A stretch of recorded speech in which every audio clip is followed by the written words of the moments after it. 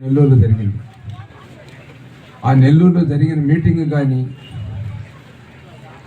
ఎవరు చూసినా కూడా ఆ పార్టీలో మనం పోటీ చేస్తామా చేయకూడదా అనే డౌట్ వచ్చేటట్టు తయారైంది ఆ మీటింగ్.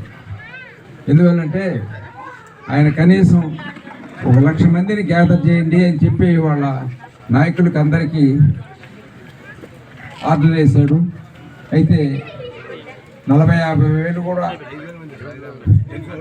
5,000 మంది అంట, 5,000 మంది.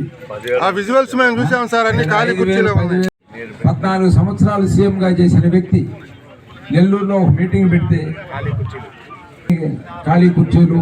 అయితే ఆయన పాపం చాలా అయిపోయాడు. తర్వాత మీటింగులో అందరినీ తిట్టడం కూడా జరిగింది. ఎందువల్లంటే ఎవరు మనుషులు రాకపోయేటప్పటికీ ఆయనకు చాలా బాధ కలిగి, అంటే పరిస్థితి చంద్రబాబు నాయుడు గారి పరిస్థితి ఆ విధంగా తయారైపోయింది.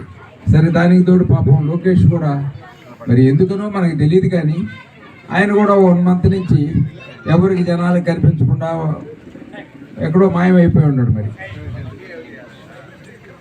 నిన్న భీమిల్లో మీటింగ్ ఒకటి జరిగింది, మీరందరూ టీవీలో చూసుంటారేమో, బహుశా చూశారు. ఆ మీటింగ్ కనీ విని ఎరుగున రీతిలో 3-4 లక్షల మంది జనాలు వచ్చారు. ఆ మీటింగ్ చూసిన వాళ్ళకి ప్రతి ఒక్కరికి మధ్య అసలు ఏంది వీళ్ళు జనాలు, వీళ్ళు ఎక్కడి నుంచి వచ్చారు ఇంతమంది అనే పద్ధతిలో అందరికి ఆశ్చర్యం కలిగేటట్టు వచ్చారు. అదే పద్ధతిలో అదేవిధంగా మన నెల్లూరులో కూడా ఒక మీటింగ్ జరగబోతుంది. నెల్లూరు తిరుపతి అనేది ఆ meeting start date fix.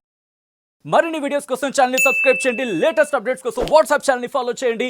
And link description లో ఉంది.